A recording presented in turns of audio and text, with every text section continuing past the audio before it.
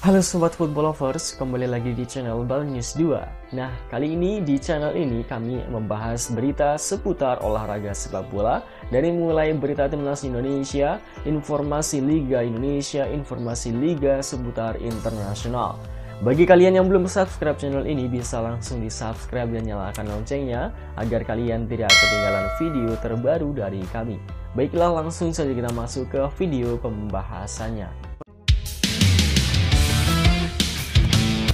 Reaksi tak percaya Vietnam saat Jairo di Dewa gabung timnas Indonesia. Tom Haye bujuk Mesielgers agar perkuat timnas Indonesia. Timnas Indonesia amankan ranking FIFA terbaik dalam 13 tahun terakhir.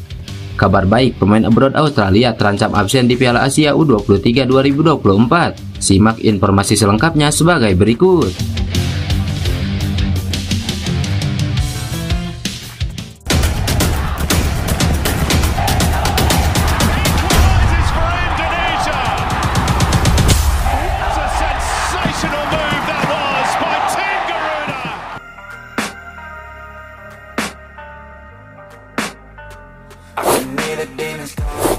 Keinginan Jairo di Dewa yang rela menolak Suriname demi memperkuat timnas Indonesia nyatanya mendapatkan tanggapan dari tetangga kita yaitu Vietnam.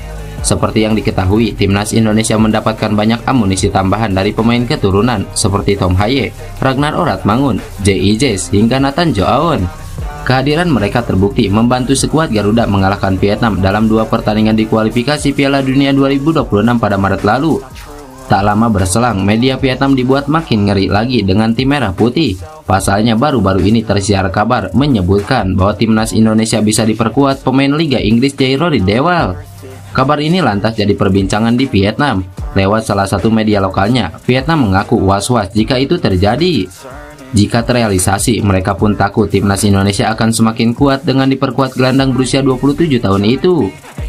Gelandang Crystal Palace Jairo di Dewa disebut memilih Indonesia ketimbang Suriname. Kabar ini dilansir pakar asal Suriname Brian Tevreden. Jairo adalah gelandang bertahan dan bisa bermain di bek tengah. Ia pernah berkarir di Ajax Amsterdam dan kemudian pindah ke Crystal Palace pada 2017 lalu. Sejauh ini Jairo di Dewa telah mencatatkan 75 penampilan di Premier League dan mencetak 2 gol. Musim 2020-2021 menjadi paling bagus dengan 33 penampilan. Jika mereka memiliki gelandang tersebut, timnas Indonesia akan semakin tangguh, ujar media Vietnam The Tao.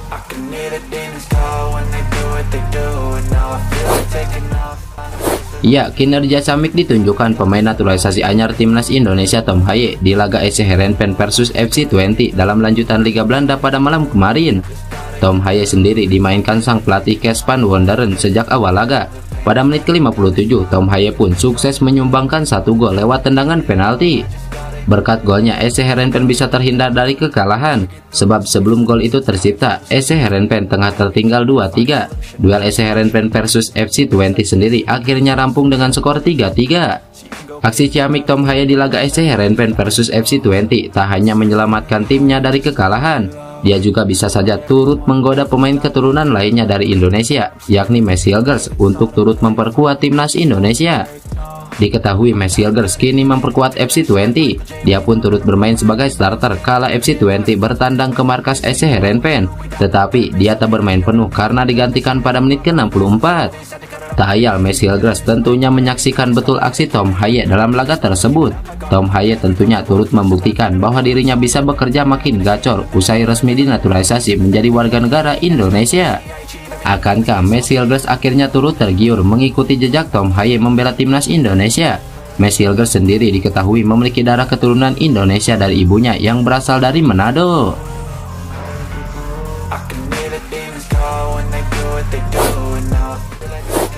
Timnas Indonesia menjadi negara paling signifikan mengalami kenaikan di ranking FIFA usai jeda internasional Maret kemarin dengan memperoleh kenaikan 8 peringkat. Dilansir dari laman resmi FIFA, Kamis malam, Indonesia menjadi negara dengan koleksi poin terbanyak dengan tambahan 30,4 poin, hasil dari menyapu bersih kemenangan selama kualifikasi Piala Dunia 2026. Tambahan poin tersebut membawa tim asuhan Sintayong melesat ke posisi 134 dunia dengan koleksi 1102,7 poin. Peringkat ini menjadi peringkat terbaik selama 13 tahun terakhir yang diperoleh oleh skuad Merah Putih yang terakhir kali menempati peringkat 140 besar dunia pada 19 Oktober 2011. Dengan bertengker di posisi 134 dunia, membuat Indonesia kini menyalip peringkat negara tetangga Malaysia yang turun ke peringkat 138. Skuad Garuda kini menempati peringkat ketiga di zona Asia Tenggara dan terpaut 62 poin dari Vietnam yang berada di peringkat 115 dunia. Sementara di zona ASEAN masih dipimpin oleh Thailand yang kini menduduki peringkat ke-101 dunia. Sementara itu terjadi pergeseran di posisi 5 besar peringkat dunia. Inggris yang gagal memperoleh kemenangan selama jeda internasional turun 1 peringkat ke posisi 4, digeser oleh Belgia yang kini menempati peringkat ketiga. Di puncak klasemen dunia, Argentina masih kokoh di puncak sejak menempati posisi tersebut pada April 2023. Timnas Indonesia kembali berpeluang untuk terus melejitkan peringkat FIFA jika mampu mengamankan kemenangan atas Irak Juni mendatang. Asnawi Mangku Alam dan kawan-kawan dijadwalkan akan menjamu Irak pada 6 Juni, lalu akan berlanjut bertemu melawan Filipina pada 11 Juni.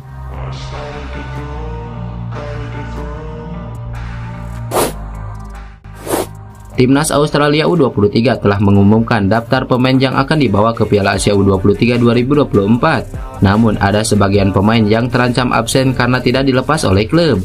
Tony Vidmar selaku juru taktik Australia sudah merilis 23 pemain yang akan dibawa ke Qatar. Banyak nama-nama abroad yang dipanggilnya. Misalnya Alessandro Kirkati yang bermain di Parma, ada Cameron Pupion, pemain Brighton and Hove Albion, hingga ex-rekan Saint Patinama di Viking FK yakni Patrick Jajbek. Sayangnya Piala Asia U23 2024 tidak masuk dalam kalender resmi FIFA. Hal tersebut membuat klub tidak wajib melepaskan pemainnya ke timnas. Maka dari itu Australia terancam tidak akan dengan skuad terbaiknya di Piala Asia U23 2024. Ini bisa menjadi kabar baik untuk skuad Garuda Muda yang berada di grup yang sama. Saya sudah terbuka dan jujur soal kekecewaan saya karena Piala Asia U23 tidak masuk dalam kalender FIFA. Namun kami tahu ini menjadi tantangan dan jadi sesuatu yang telah kami rencanakan dalam beberapa bulan terakhir. Saya hanya bersimpati kepada mereka yang belum diberi kesempatan untuk bergabung dengan kami. Kami mewakili negara Anda di tingkat manapun adalah sesuatu yang tidak akan pernah Anda lupakan, dan mereka akan mendapatkan banyak manfaat dari pengalaman ini, ujar Tony Vidmar. Sejatinya masalah pemain abroad yang tidak diizinkan bergabung ke timnas juga dialami oleh Sintayong. Misalnya Justin Hubner hingga Nathan Joaun belum jelas apakah bisa bergabung. Meski begitu, dengan absennya pemain abroad Australia, timnas Indonesia U23 bisa sedikit diuntungkan sebab Garuda Muda telah mendapatkan restu agar Ivar Jenner dan Rafael Struijk bergabung. Adapun di Piala Asia U23 2024 ini, timnas Indonesia U23 akan menghadapi Qatar, Australia dan Yordania di fase grup.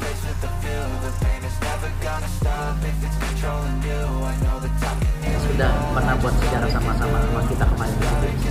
Mau buat sejarah lagi?